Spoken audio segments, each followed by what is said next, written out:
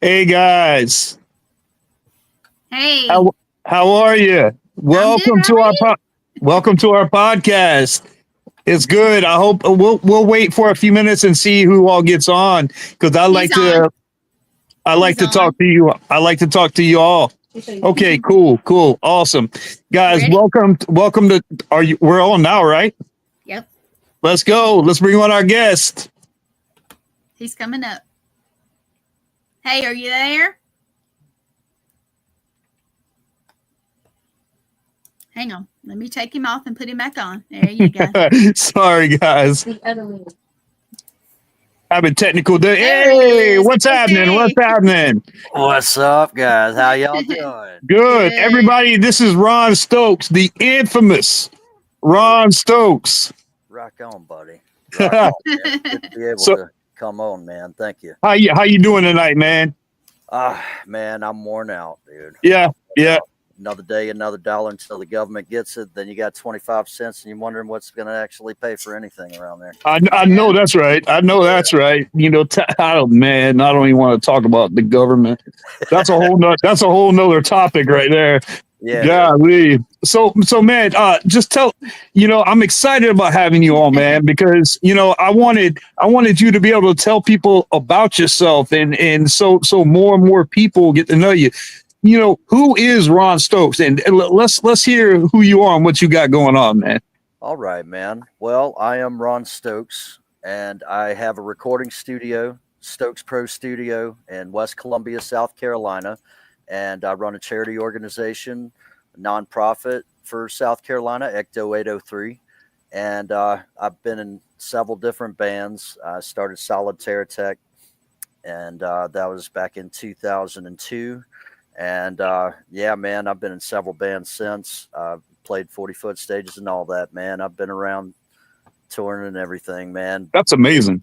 All of it. And I was on radio, and I got the opportunity to rock that out for a little while too, man. And yeah, doing paranormal investigations. I run a state team, and we have 50 people across the state of South Carolina, North Carolina, and Georgia. And welcome, Shane, to the crew. Oh yeah, I knew it as soon as I had the opportunity to come on. Yeah, I came on a resident demonologist, and man, the rest is history from there, man. Absolutely. So good Absolutely. deal. So we have in our Spur Stokes Paranormal Investigations Research, we have divisions across upstate. We have Charleston, we have Myrtle Beach, we have Columbia, we have Georgia, and we have in North Carolina. We have a demonology department, and we're rocking it out, man. We have international affiliations. I help exorcists and taking care of people that are affected, and yeah, man, I was born and raised in a paranormal situation, and Hmm. just took it from there. Tell us a little bit about that, man. You said you were born and raised into it. I have a similar story. I've been clergy for quite some time, man, and I've always known about the paranormal because I had an experience when I was 10 years old, and no one could tell me different because I know I saw my grandfather, and I know what I saw. I know what I felt. I knew what had happened, and no one could tell me different, no matter how many people say, oh, ghosts don't exist or it's a demon or something like that. I know what I felt. So how did that happen for you? It was actually very similar stories, man. My grandmother ended up being one of the first people that I've witnessed being able to have communication with spirits. She Mm. did it on a regular, and it was my grandfather that actually ended up coming to us and talking for a minute, and um, I experienced her having communication with them all the time. I've seen every single radio in all the rooms of her house turn on at the same time, and Oh that man. there's all kinds of freakiness that I can talk about. You know, I actually had a whole bunch of deaths that were happening to the kids on my street, and one of them was a car wreck living directly beside my house, and my grandmother lived 8 doors down. and another kid ended up shooting himself on the front porch in front of his whole family there. Wow. We had to experience several different instances of things coming around and letting you know that they were around, things getting picked up, moved around, and several different listening to the voices coming around and hanging out around you in the room. You felt all the creepy creeps where everything can end up giving you what I like to call the brown pants moments. So by the age of 8 years old, that's what I was dealing with. And so one of the biggest experiences I had after 8 just kind of picked up, and I was sort of settling in towards having to be in that atmosphere and environments. So I ended up getting narked on by somebody hanging out with my grandmother while we were in the house. I went all the way across the opposite side of the house one day. I was using the restroom, and whenever I came out, my father's bedroom where he grew up was directly beside that bathroom. And I turn and I'm looking in there and I'm seeing this picture of him in a military uniform. I'm walking up and I'm looking, I'm like, dang, man, that guy looks smooth in a uniform, man. I bet you I look good too. And, I was just checking out all of the military gear and stuff like that, seeing a whole bunch of old school photos of him. And I walked back towards the back room there and hanging out with her. She's reading a book and she sets that book down and she's like, what were you doing? Was you meddling? I said, no, ma'am, I wasn't. No, of course not. She said, well, something's telling me that you was meddling. What was you doing back there? You was doing something because I've got them telling me right now. What was you doing? I was like, I was just trying to check out the pictures, man, you know. And it was like that from that day on. I couldn't walk around the house without knowing that something is telling her. Yeah. And the first times of that was when she started talking to the presence of some of the kids that had already passed away on the block. There was Stephen lived right beside me, and that was a horrible, tragic car accident. But I think that the guy that lived directly beside my grandmother had something really bad happen to him, and he just couldn't live with it. And his name was Andy to everybody. And she started addressing these names. I would hear Stephen, and I would hear Steve, and I would hear Andrew and Andy, and I was having to cipher out which ones was hanging out around me, And I would say I think it was like in between a 14 or so, whenever I was like about 14, about 3:00 in the morning, I'm over at my mom's house and we're getting a phone call from her neighbor asking us to show up, that something crazy's happening and they don't know what to do. And so there I am taking off, running down the road to grandma's house at 3:00 in the morning.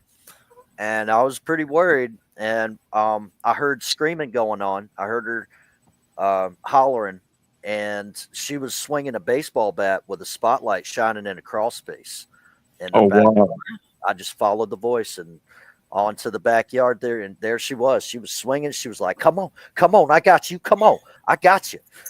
And she was ready to bam, dude. She was ready to bam.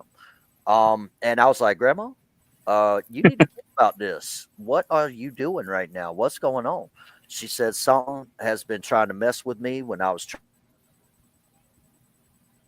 trying to take a bath, and it's in the crawl space down here. Don't you worry about it. You go home. I got this. And I was like, really?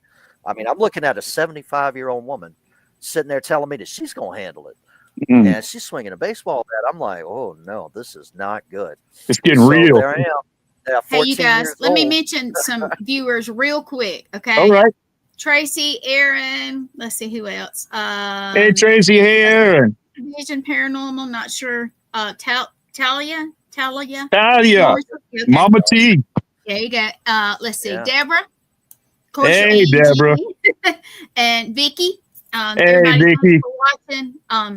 Go ahead, back to the story. I'm sorry. I hate to let them sit there that long. Right on. Go ahead, brother. Hello, everybody out in TV land. This is Stokes hanging out right now. I hope y'all doing good. Yep. All right. So there I was, 14 years old, and I'm having to tell my grandmother to put the bat down, that I will actually handle this. I'll be a man. I'll go up in the crawl space, whatever's there, I'll face it. And I was telling her that if anything comes out besides me, you go ahead and you start swinging.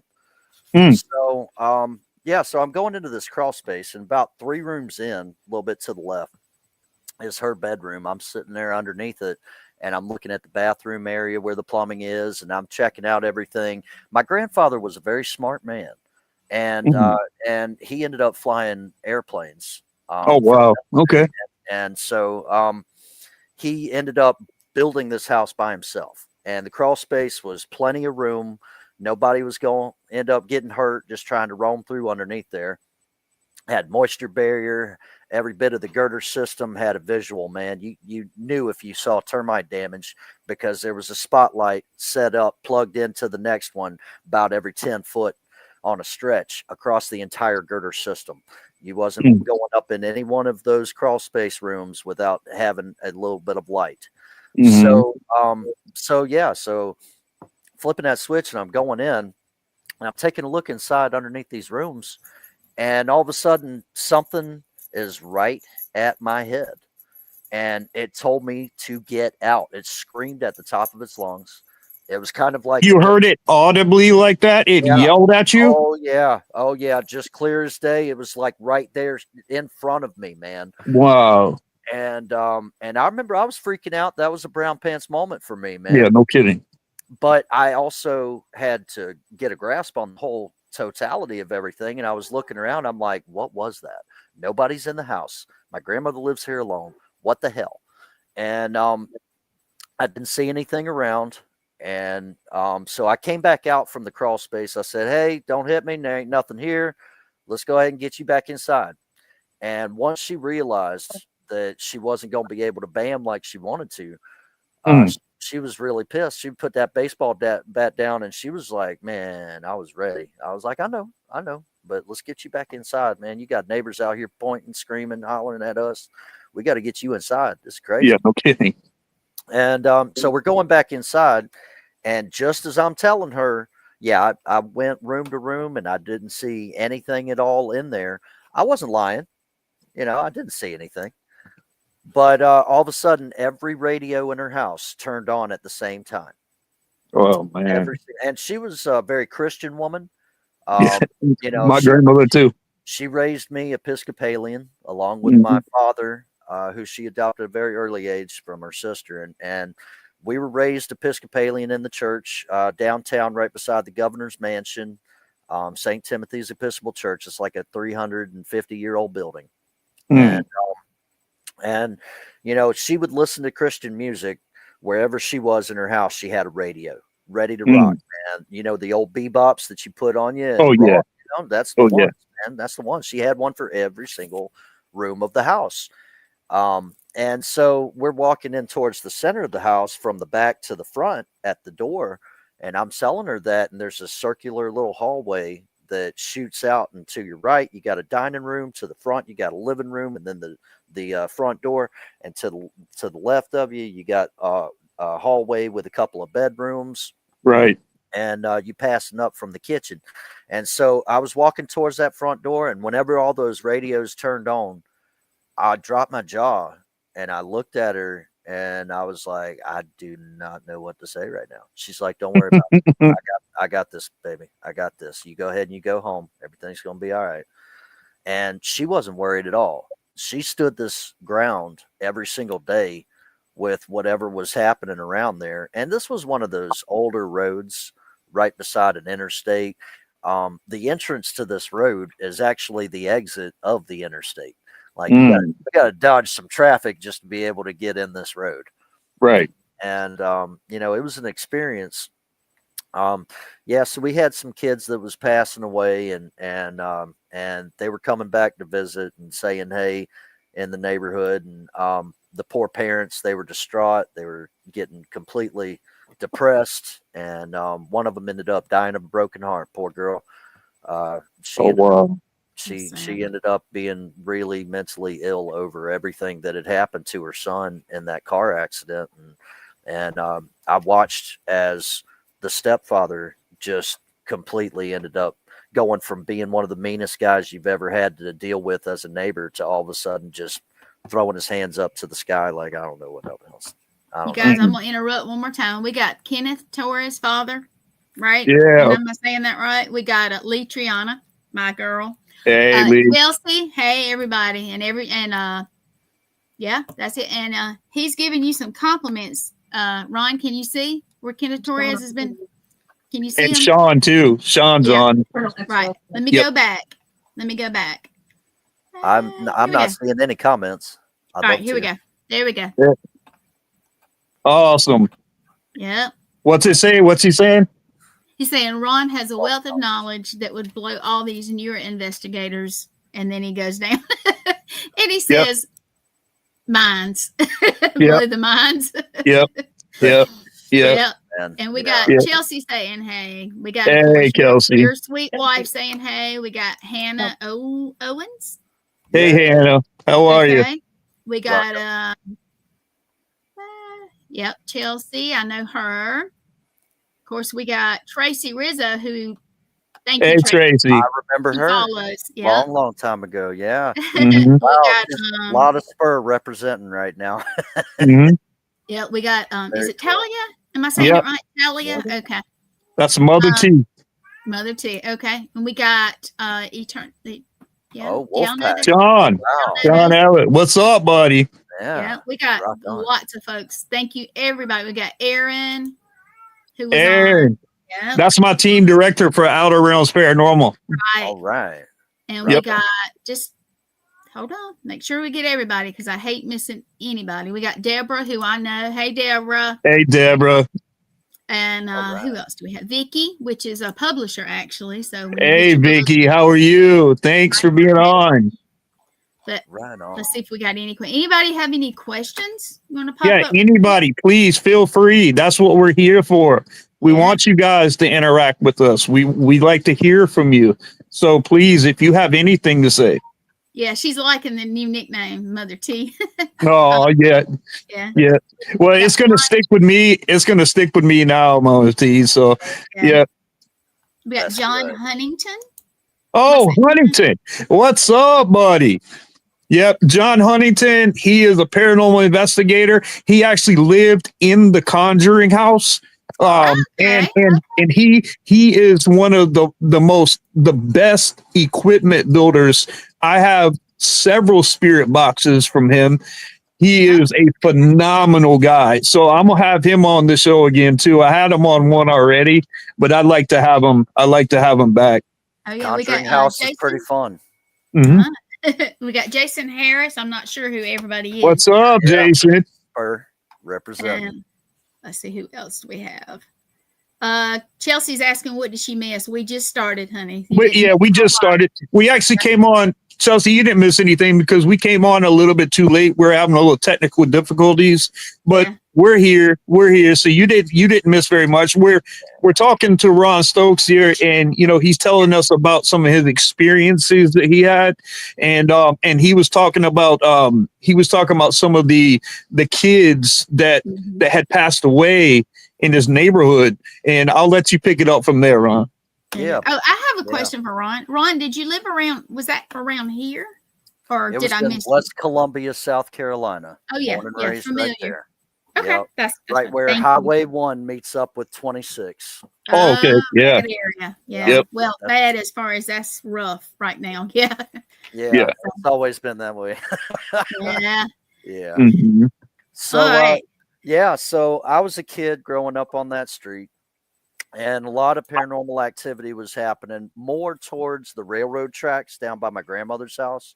A lot more than anything that was towards Highway 1. So whenever I would end up going and hanging out at the railroad tracks, we had all kinds of different problems where we had vagrants passing through and hanging out and trying to creep up on people. We didn't really go out there too much unless we had a group ready to swarm. And we had to end up holding it down because there was only one house in between my grandma's and the railroad tracks right there. So, it was mostly swampland right back behind her. She had a whole bunch of awesome garden growing right back there. There was a plum tree. There was some pears. She would make pear butter, and tomatoes and green beans. All of that right there was just phenomenal for us. All that good stuff.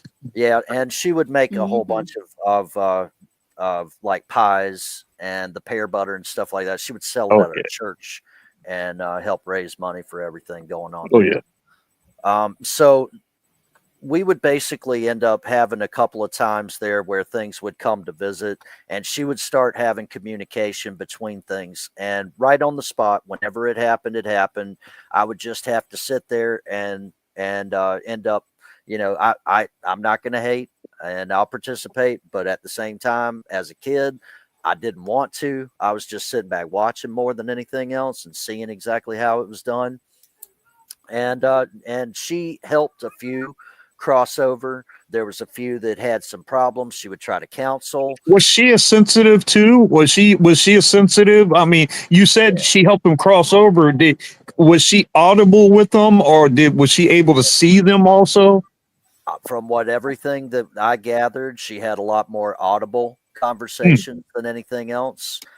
She ended up coming across everything with a really big problem, though.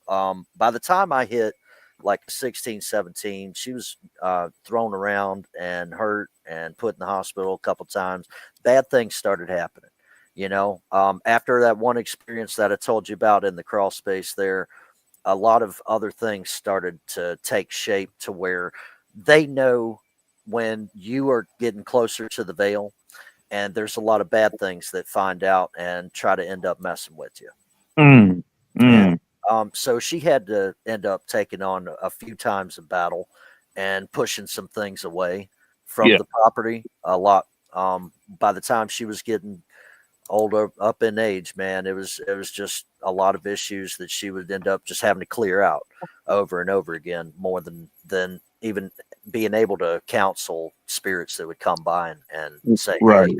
hey, Right. she kept the place locked down pretty good to where a lot of the bad things didn't really get the chance to come in. There But wasn't a fear level there. She no, knew what was going on. yeah, Good. yeah. She was a wonderful woman, man. Born and raised, I think it was like 1 out of 9 kids in Blacksville, Georgia, is where she was raised up. So, I Mm, mean, old farm girl. She was rocking, man. She was a very cool old woman.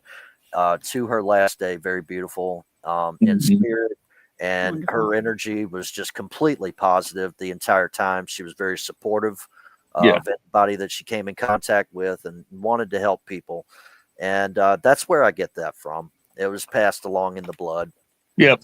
You're a and Yeah. phenomenal guy, man. You definitely are, and I mean you're pretty fascinating to a lot of people, man. And I knew I had to have you on. And one thing that I really love about you there is your charity work that you do. That I mean you were just at an event. You were just doing yeah, Toys for Tots, and I mean yeah, Yeah.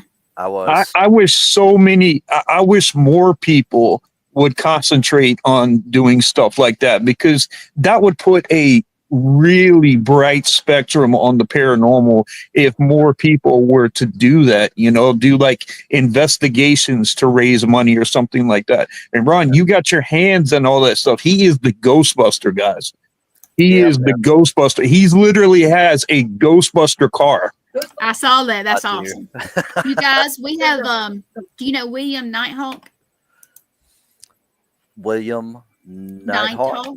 I don't know That if you does can see sound it, Ron. familiar. That does sound Yeah. familiar. He says you guys should get Dennis Carroll on Paranormal Supernatural author had let's see, Mhm. he had an encounter with a vampire in South Carolina. Right Okay. on. A real vampire. Yeah. You I, just I contact Spur, Stokes Paranormal see. Investigations Oh Research. man. Oh man. Hey, we gotta, and that's the one thing I like about Spur too. We got a little bit of everything. Man, There. between 50 people across the state and border states, we are locking it down. We also have international backing as well. Part of the Southeast USA Warren Foundation. The Warren Legacy Foundation was founded by Lorraine Warren and her grandson Chris McKinnell when she passed away. Mhm. With Ed and Lorraine already gone. The only part of the legacy that was left was passed over to the grandson, Chris McKinnell, and he's a great guy. I could not ask for better. He treats people with respect as much as possible. He's a very busy guy. He's all over traveling all over the place, but he is willing to actually sit down and help people just the same. And the big leagues are the big leagues, guys. Whenever you're dealing with these international cases, you have to be on every single dotting every single I, every single J. If it's lowercase, you know, you got to make sure that crosses out every single T. And, I want to say hey to Larissa Rex. Y'all know Hey, her. Larissa. She popped in for a second. Thank you for tuning in, Larissa, even if it's for a second, honey. Larissa, that's from Third Eye Productions. She's a good friend of mine. She's got a huge show, 24 Hours in Hell, coming out with a bunch of people. And I know she's probably the busiest woman I know in the paranormal. Thank you for stopping by, Larissa. There she goes. She's saying, hello, my friend. I hope you and family are well.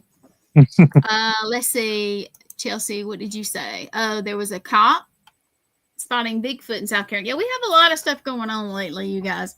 Whether all of it's real, I don't know. But we do have some stuff. Let's see. Kenneth, Ron, I don't know if you can, how much you can see of this. I don't know. Spur's also part of AMIPSO, out of the country, Uruguay, direct representative.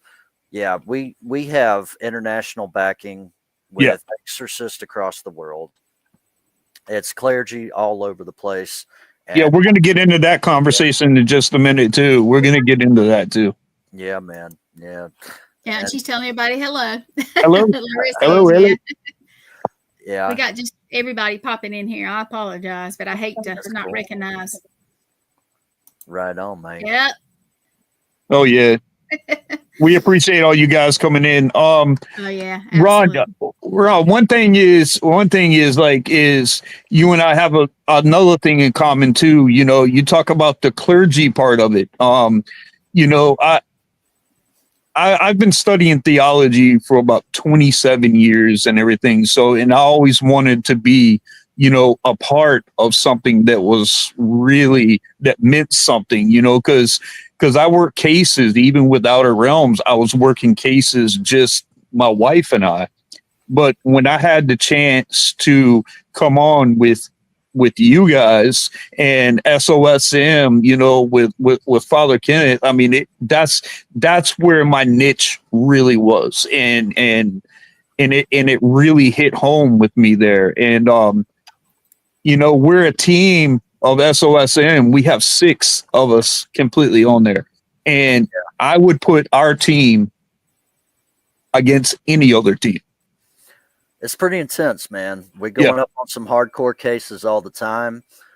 We took a little bit of a sabbatical for a couple of months because of everything that's wild in the middle of Halloween and everything that shows up afterwards. I'm sure you can imagine all the phone calls we've been getting.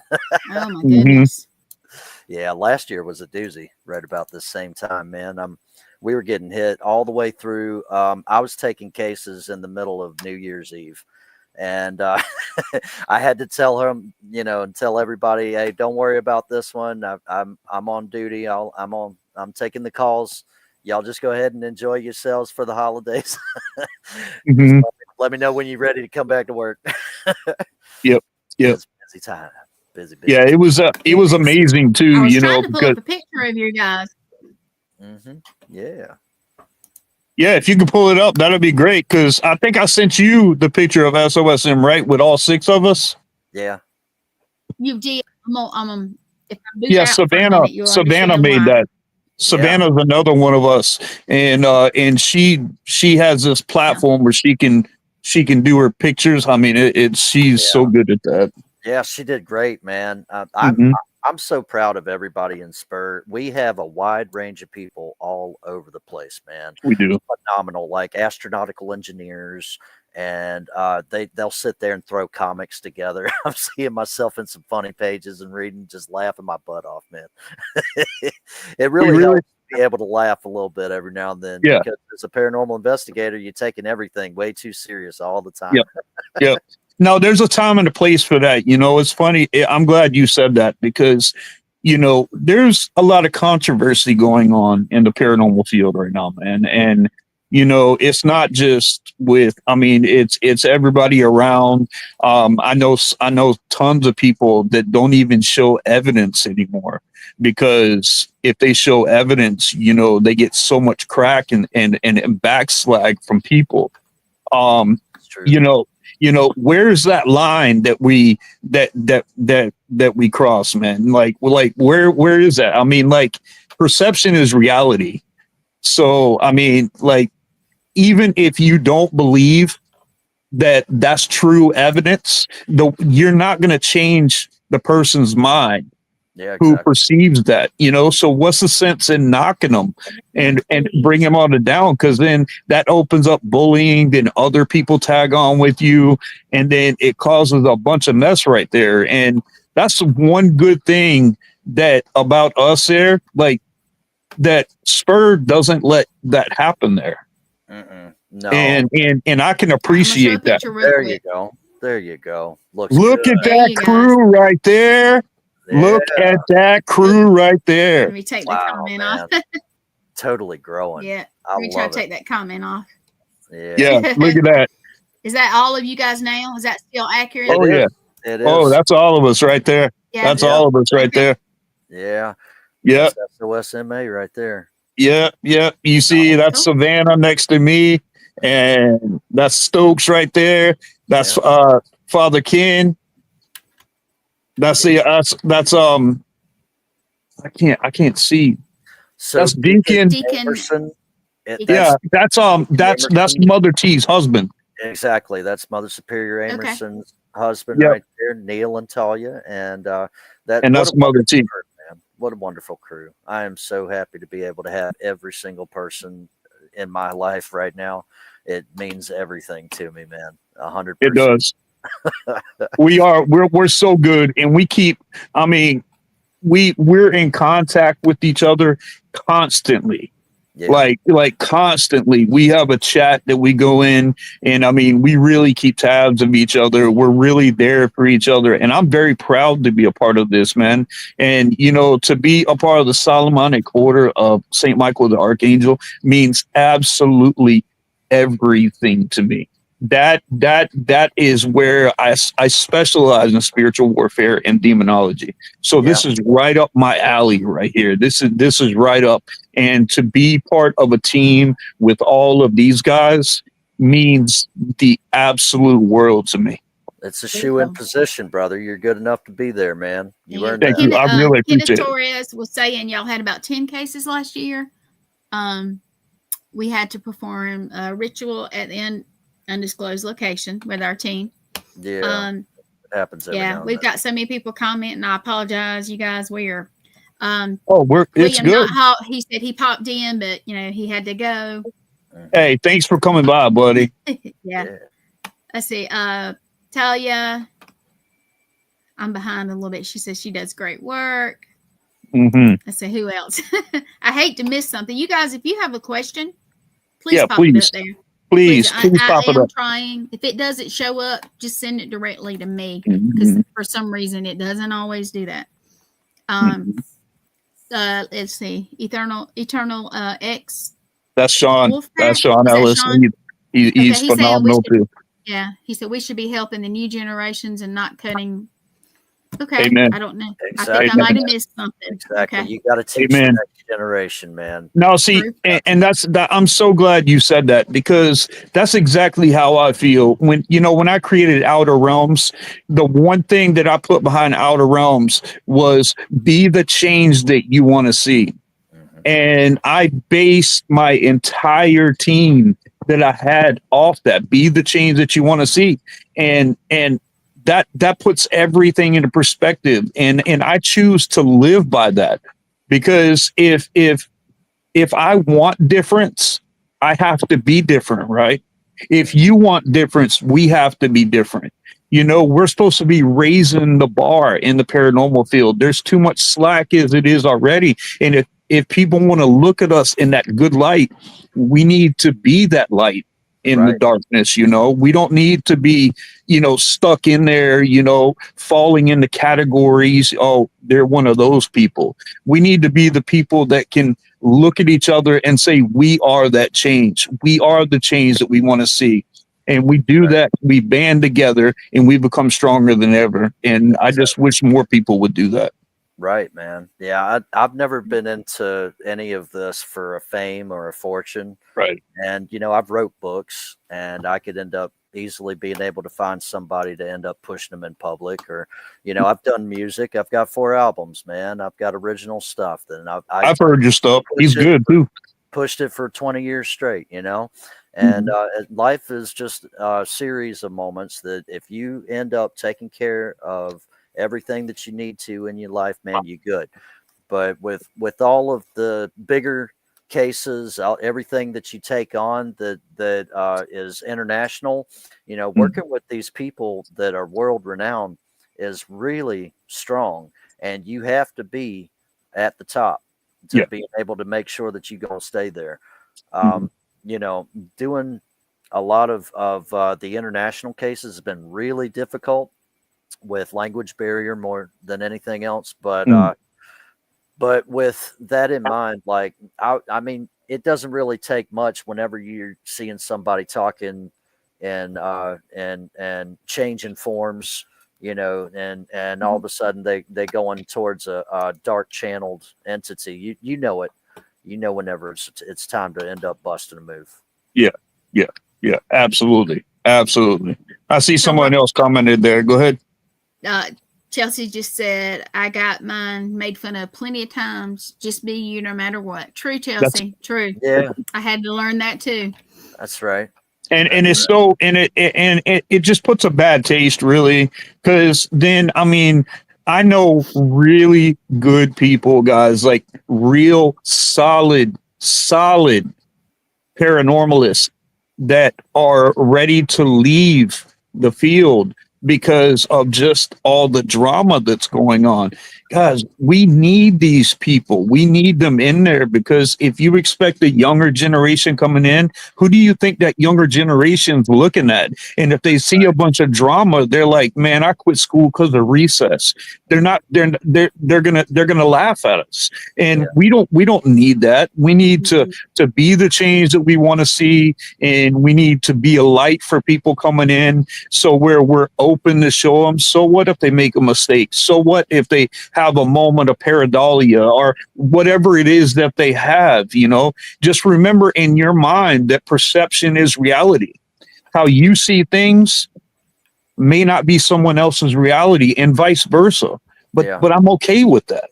And I'm okay with that. Keep it in mind that other people experience all the time.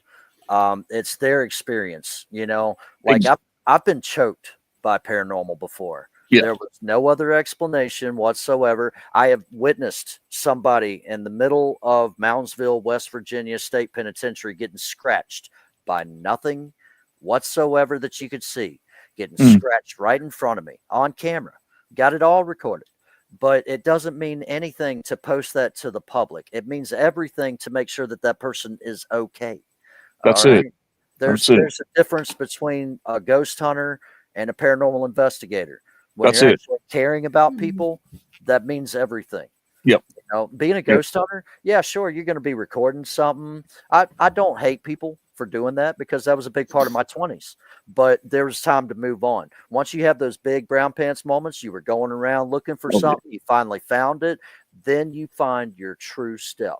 Whether or not you're going to go ahead and take a step up and be that person that moves on towards being an investigator, or somebody that just all of a sudden has a brown pants moment, shakes it off and goes home and is like, no, no more for me. I'm done now. I'm good. I'm done. D-U-N, Bo. No, no, it's not like that at all. Being able to step up and move on past that is key. And, that's it. And, I seriously fret for the next generation for everything that's been happening, especially here in the past couple of years. It's gotten really dangerous, guys. People are doing urbexing in areas when they're falling through the floor. They ain't got nobody to help, and all of a sudden they're getting helicoptered and you know, a whole bunch of replacement parts all over their bodies. You know, you got to be aware of Yeah. what you're getting yourself into. That ghost hunter stuff can only go so far. Whenever you're doing paranormal investigating, you're making sure that you have permission to be on somebody's property. You're actually helping them, facing their problems with them, making sure There's that rules they're of okay. engagement that we have to use, man. There's rules of engagement. Totally different, man. It's a totally different world altogether, man. You can go into paranormal tourism. You know, I was in the Conjuring House. Okay, 20 minutes afterward, walking around and being able to actually see that place for what it is. I witnessed on a Skype call. I was treating my Skype video call like a body cam, and I have on film a apparition showing up in a threshold highlighted in blue, because Wow. I actually set a sensor right there on a doorknob in between the living room and the library. And when I walk out from that in towards the living room where the famous lady, Miss Perrin, ended up getting channeled, and in the Oh, yeah. chair gets picked up and thrown in towards the fireplace. I was at the spot, the exact spot where she was picked up with that chair, and the whole house started shaking with Mm. booms. I mean, I'm talking loud booms, just boom, boom, boom, and it shook the whole house, buddy. There's 3 stories on that house. All right, Yeah. basement floor, and then you got first, and then you got the second. Every single part of that house was shaking for the next 15 seconds straight with all these booms going on. And I said, you know what? I'm going to take a break from that one. I'm going to walk outside for a minute. I'm going to get some fresh air. I was in the snow. It was cold as hell. All right. And I'm taking a look around. I'm watching as the view of every bit of this house on the outside has no opportunity whatsoever to make that happen. I'm Mm. looking at the tree line. I'm trying to think in back of my head, you know, you go through this thing and you're witnessing something like that. You want to try to end up breaking things down. You want to do Yeah. an instant replay and figure it all out for yourself, you know, and being able to debunk as much as possible. That's all part of the keys, right? You should do that anyway. Yeah, yeah. So I walk back in, and we're doing EVP sessions in the basement, and I'm getting told things about myself that the people that were around me had no idea of, and it was coming directly through the radio and talking Mm. about stuff that happened to me 2 years ago that nobody should even know. Mm. So this place is very real. You know, the Conjuring House is Hey, very real. Stan. And there's places like that you go to that you got to treat with an ultimate respect. Yeah. And you get a lot more value out of it. Yeah. And Absolutely. I witnessed the rocking chair upstairs moving, fraying back and forth. You know, we were talking to the kid named Rory and got him to end up pushing one of the cars, little Hot Wheels car that was sitting on a dresser, shot Oh, yeah. across the room, 10 foot. You know, we did that. And That place is phenomenal, man. I just and I hate to see the direction it's going. the way that that's been treated here lately is very pathetic. That Mm. lady needs to get out immediately. She does not need to be in this industry at all. Yeah. She's Nope. ruining it for everybody. She's going to hurt somebody. She actually tried to have her dog attacking Yeah, listen to this. somebody that was with me that wasn't even like 4'6", maybe. I mean, a little teeny tiny thing, like teeny tiny, very skinny girl was 100-pound girl. she was trying to sick a dog on her in the middle of January in the snow and nighttime, and we still had hours and hours to go, where I just had to end up forcing that dog to back off of her in the front of the yard, and we were able to end up getting back inside and doing what we were doing. But some people ain't that lucky. Some people just actually walked into the middle of the investigation and completely halted everything, ruining $1,000. You know, this is a very expensive thing to do. When you're dropping $1,000 somewhere for one night, that doesn't include 100%. traveling from South Carolina, driving all the way up to Rhode Island just to be there. Yeah. You're seriously pissed if somebody tries to mess with it like that. Yeah, no kidding. No kidding. Now, we have Stan Fikes. Hey, Stan. We have Brenda Stan. Ryan. And Brenda has a question. She says, Hey, guys. she's coming in a little late. She says, has your team experienced shapeshifters? little bit, yeah, yeah. So founding members of mine are old school outdoors type of guys. They go hunting, Mhm. they go fishing, and they ran up on some stuff in the woods that ended up going from being some kind of like I think it was like a 5, 6 legged animal that was up in Mm. the trees and jumping down on them.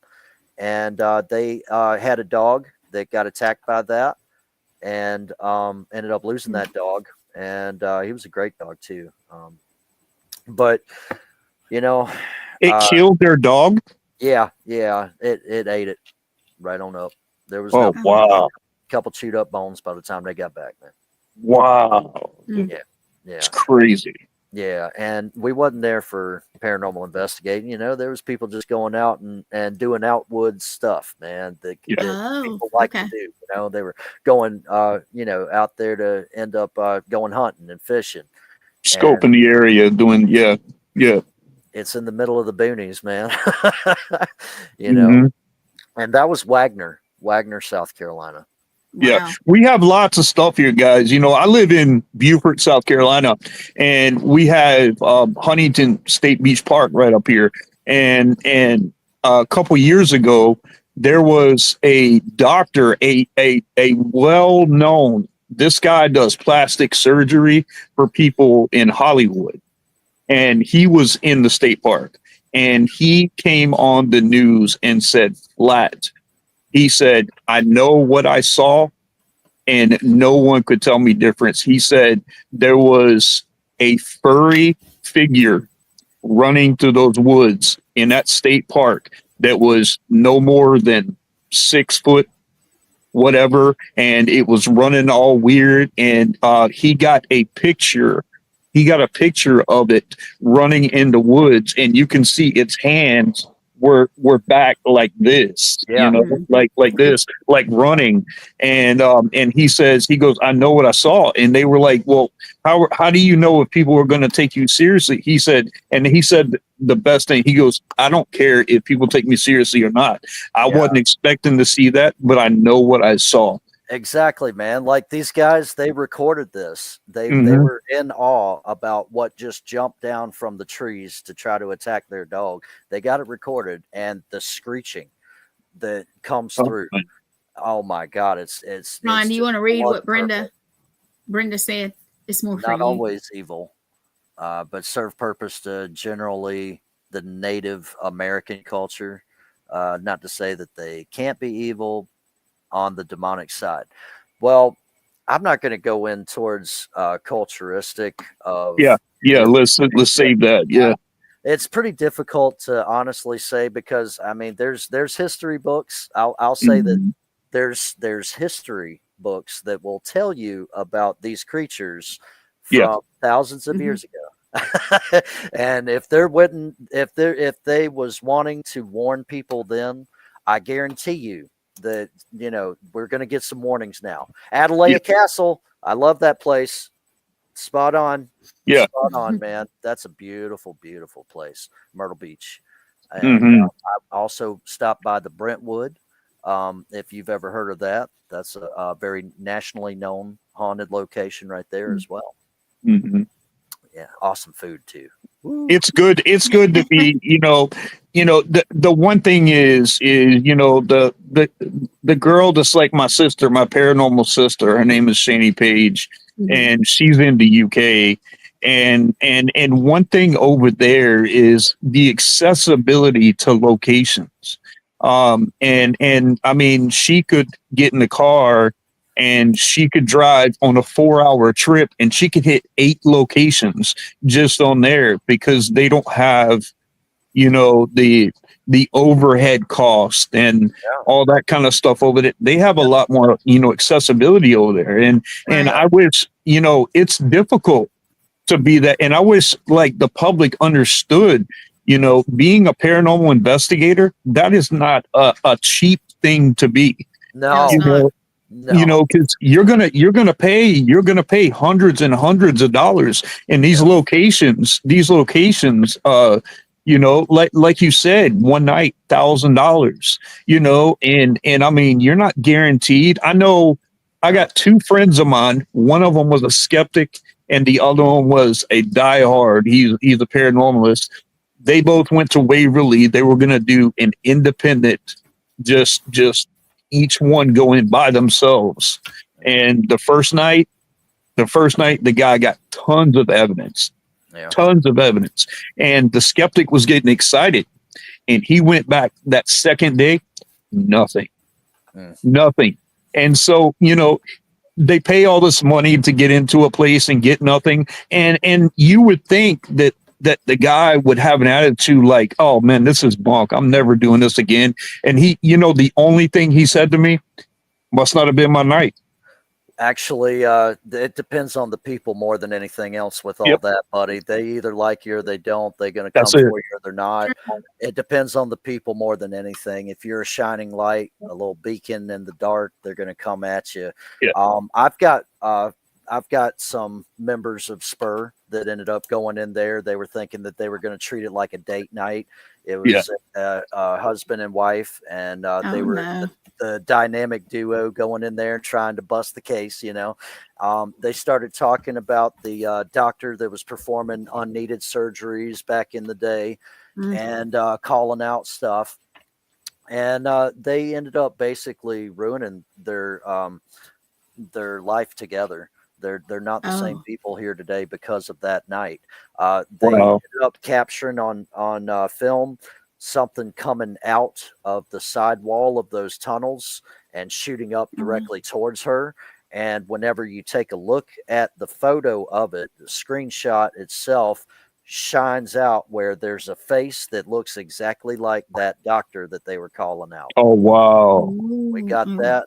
And all of a sudden, the computer that he saved that on completely ended up getting rambunctious as well.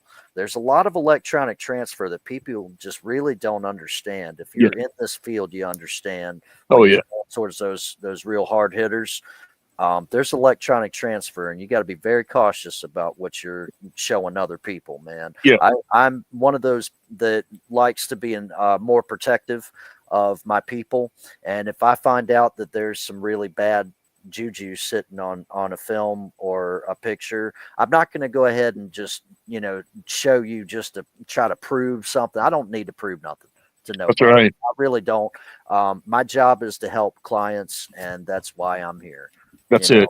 Period. That's it. And that's one thing that, when I got in, I used to tell people that I do the other side of paranormal.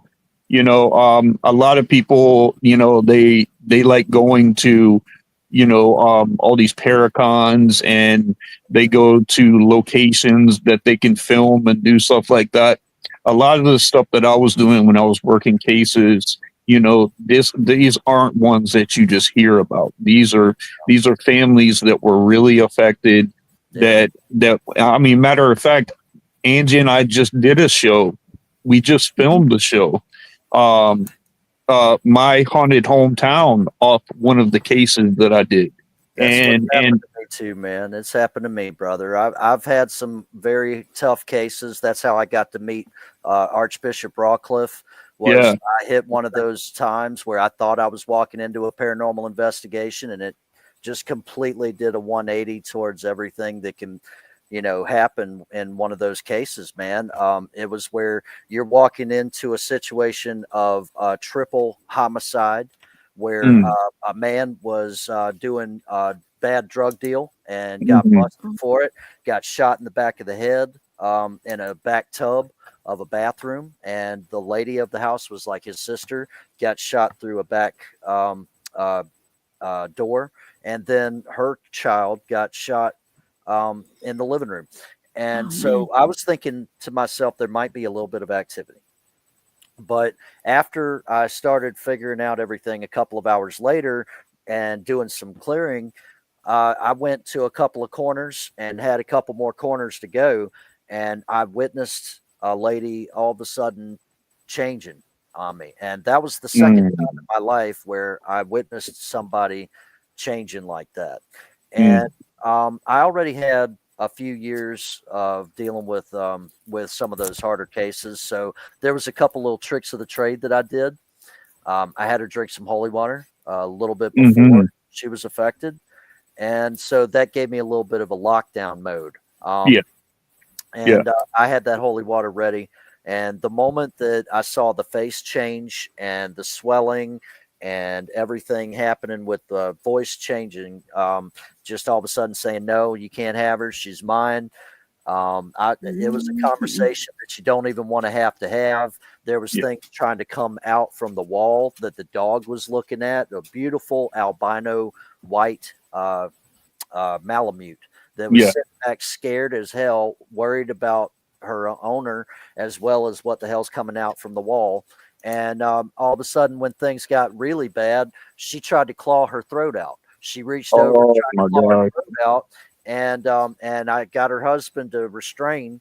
And whenever he grabbed her arm to stop her from doing that, she tried to bite his arm off. And there's some battles, and she had a gun directly beside her the entire time too, man. I kid you not. There was a gun present sitting on an end table right next to where she was being channeled. So I got between her and the gun, and her husband got a hold on her. And we had to make sure that we were doing what we were doing to stay safe as possible. And it's not good to be alone in that situation at all. No kidding. You want to be able to have a team, but sometimes back in the day, I was going at it on my own. You know, I was sitting back telling people, hey, I got you back like a chiropractor. All right, I'm going to be there for you. And then all of a sudden, you know, you put together a team for like 2 months straight, and everything happens to them to stop them from being there. And you are the only person that's left. So you're I'm going to say hey to Kent Wilson, Nicole. Hey, Kent Wilson. What's up, buddy? She said she shared. Anybody that shares, thank you guys. You can always go back and watch if you miss any, or if you just want to watch also. So yeah, absolutely. And you guys, we're coming up, which we can go some over because we, you know, but Ron, how about you tell them how they can get in contact with you? Yeah. All right. So how about that? You can go to spur.headquarters 803 and you can search for that. You know, if you look up SPIR, you can pretty much end up Googling that and it'll take you all over the place. We've got YouTube channel for all of the public adventures. We do our best to keep all of the dark entities away on that show. We only do the adventures that's going to be actually able to be accessed for everybody watching. Gotcha. We keep people safe in that aspect. And not all team members know, like, if we do cases like that, there's some of them that don't know because they're in different departments, they're in different areas, and they're there for a reason. Yeah. And that's called Ghost Division Files. And so we've been able to put together Demonology Corner with Rawcliffe, and that was a 6-part series on Paranormal King Radio that I just basically swapped over to the YouTube. And I'm thinking about bringing that back. We'll find out. We'll see what's going on. Hey, I'll be right there to help you with it, man. Yeah, man. How about everybody on the team just go ahead and ramp all that up? Let's do it. Let's do it. Yeah, man. And, you know, being able to take on those harder cases is one of the best parts of this job. But I really have to let everybody know, if you have a family, be thinking about them before you going out and doing some of these heavier cases. Yeah. You know, if you've got young children, if you've got a significant other that doesn't really care as much, that's trying to stay out the way, and you just come home in between everything, be protective. Yeah. You know, protect your family, man. Make sure that they're good. And dealing with those darker cases, it'll jump up real quick. You want to be and don't just think you could just jump in and just start working them either. That's the problem that I've seen. Is I've seen people really mess stuff up for people, and if it gets right there, and don't be ashamed. Like, if it's something where you have to say, hey, I need to turn this over to someone else, because it's not only going to do you good, but it's going to do the family even better. I mean, they need that peace and closure behind things too. And if you're not willing to really do that without stirring the pot even more, it can make it a lot worse for them. That's right, man. Protections is key. You know. Well, I want to say hey to Candy also, Nicole, Hey, Candy. Chris, Hey, Chris Nicole. Weeks, Hey, Chris. let's see, Victor, Vic, Brenda. what's up, buddy? God, we got so many folks. Thank you, everybody. We're gonna Yeah, have to thank get you off here in guys. just a couple minutes, but you guys, if you want to get in touch with Ron, you know what? I typed in his name, so you can find him everywhere. Awesome. Yeah. So, Yeah. Shane also, me, if you want one of them and you can't get them somehow away, well, just hit me up. I'll get Yep. you. Yeah. Yep. No Yeah, problem. and if you guys want to come on to, Dark Society Paranormal, I mean, we would love to speak with everybody. I've got a great guest coming on next week too. Ron, Yeah. we need around. I'm gonna just go ahead and clear it right here. You know, we just touched the surface here, man. So I'm gonna need you back for a round 2. I'm down. And we'll definitely get that going. I want you back for round 2. I think this has been a really good time, and I just wanted people to really get a feel for who you are, man, and show the world how amazing you really are, man. Because I think the world of you, man, and it was a pleasure having you on. Thank you, man. You as well. I Thank love you, y'all's team. Y'all did a great job with everybody, man. Y'all keep up the good work. Excellent for the producer, Gwen. Thank you very much. Well, She's thank you. amazing. Yeah. Gwen is I tried. amazing. Can't forget I about was is a running late godsend. tonight and I was panicking. So I that's can the kind of person I understand. am. I've been producer when I have to be. You know, I run a recording studio. I've been Yep. the only person that handles all the technical stuff in the middle of everybody, and to have to deal with a demonic show that's talking Well, about all of the heavier cases every single time, that can Yeah. get glitchy. Yeah. I have 2 of those shows. So, but I'll tell Yeah. you this, and then we're gonna pop off here for a minute. We have Gremlins. I'm terrible on electronics, and my friend Lee and her husband Matt give me crap about it because they think it's cute. Mhm.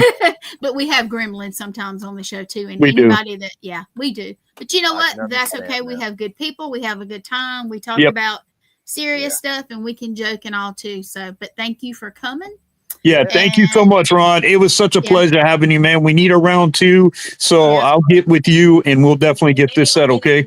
All right, man. And my wife will be on there too. Oh yeah. Awesome. Very cool. I'm gonna pop off. Shane, you want to do your thing? Ron, Yep. if you want to hang out and talk with us for a minute, that's cool too. I'm gonna take us down. Yep. I'll Okay? do it. I'll do it. All All right. right. Goodbye, everybody out in TV land. Loves y'all. Have a good one. Hey guys, thank you so much for tuning in. I know we came a little bit late, but I appreciate you guys being on so much, just to seeing you guys just interact with us and stuff like that. I wish we can just have a segment to where we just answered all questions for you guys, and we want to be able to do that. So please tune in with us, man. I have some great guests lined up.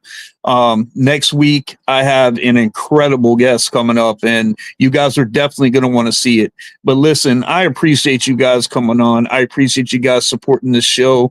Thank you so much for coming on and showing me some love. This has been amazing, and I look forward to seeing all of you guys next week too. All right. Hey, you guys be blessed always and stay spooky. Stay spooky. Peace, guys.